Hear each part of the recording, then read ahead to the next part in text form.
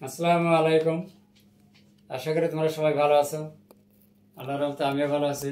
আজকে আমি তোমাদের সামনে এইচএসসি উচ্চতর গণিতের ত্রিকোণমিতির কিছু সংক্ষিপ্ত প্রশ্ন নিয়ে আলোচনা করব। তাহলে আশা করব তোমরা শুরু থেকে শেষ পর্যন্ত আমার সাথে থাকবে।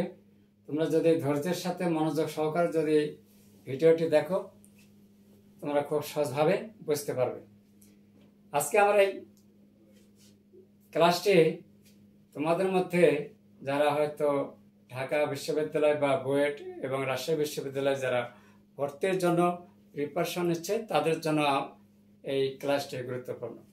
বিগত বছরে কি ধরনের প্রশ্ন এসেছে তাদের সংক্ষিপ্ত প্রশ্ন আমি আজকে ভিডিও ক্লাসের মাধ্যমে দেখাবো। তোমরা ততক্ষণে আমার সাথে থাকবে। চলুন, এটা অনেকবার এসেছে, এই জন্য আমি এই প্রশ্নটা তোমাদের কাছে সলিউশন করে দেখাবো। এই প্রশ্নটা তো অনেকেই পারে বা পারবে, তাদের জন্য ধন্যবাদ। আর যারা এখন হয়তো সমস্যা, আমি তাদের জন্য এই ভিডিও ক্লাসটি। চলুন, প্রথমে কি দেওয়া আছে, যদি tan θ/2 = 3/4 হয় তবে cos θ এর মান কত? তাহলে আমাদেরকে cos θ এর মান বের করতে হবে।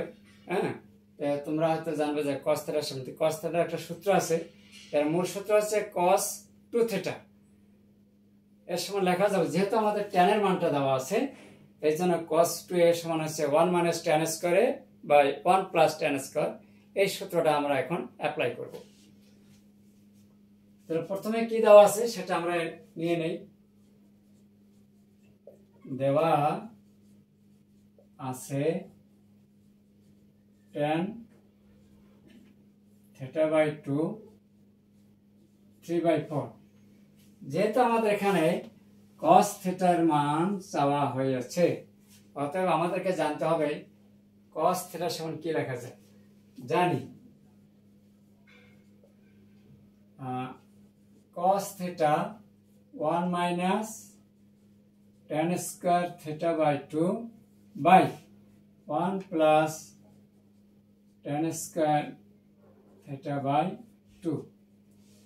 অবশ্যই যেহেতু এখানে tan θ/2 মান দেওয়া আছে 3/4, 1 - 3/4 স্কয়ার 1 + 3/4 স্কয়ার। ডান পাশে লিখছি মেইন ভাগ 1 - স্কয়ার করলে এখানে কত আসে, 3/4 এর পর স্কয়ার করলে আমরা এখানে লিখতে পারবো 9/16। 9/16 আর নিচে 1 + 9/16 সমান সমান, যদি আমরা এখানে লসাগু করি 16 থেকে 9 বাদ গেলে কত, 7/16। 16 থেকে 9 বাদ গেলে 7, তাহলে 7/16। আর এখানে 16 কে 16 আর হচ্ছে 9 25/16, 25/16। এখন যদি আমরা এটা উল্টিয়ে দেই, 16 আর 16 কাটা যাবে, 7/25, 7/25।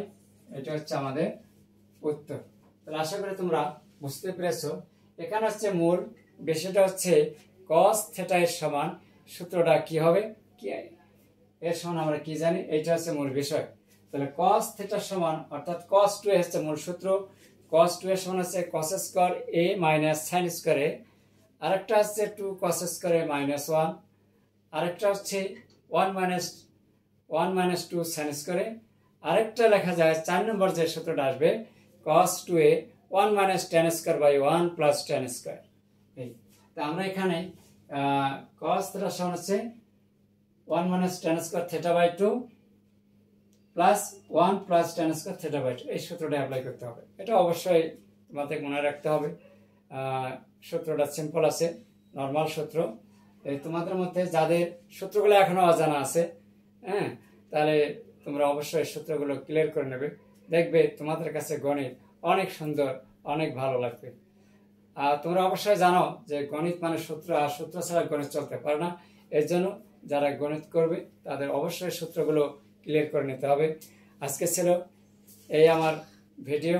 আমার এই ভিডিওটি যেখান থেকে দেখতেছো তাদেরকে ধন্যবাদ, এবং ভিডিওটি কেমন লেগেছে তা অবশ্যই কমেন্টস করে জানিয়ে দেবে, সেই সাথে একটা লাইক দেবে। ধন্যবাদ, সবাইকে ভালো থাকবেন, সুস্থ থাকবেন, আল্লাহ হাফেজ।